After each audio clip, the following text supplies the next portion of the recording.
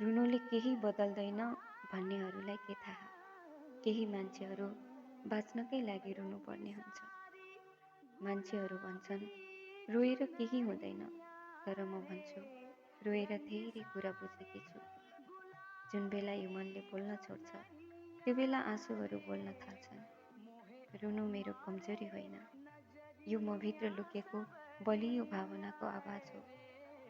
जुन दिन म चुपचाप अँध्यारो कोठामा रोएँ, त्यो दिन मैले आफूभित्रको थुप्रै बोझ हलुका पारेँ। कसैलाई देखाउन होइन, आफ्नै मुटुको घाउहरूलाई मलम लगाउन रोएकी हुँ। रुनुले मलाई शान्ति दिएको छ, आत्मभित्रको पीडा बगाएर मन शुद्ध बनाएको छ।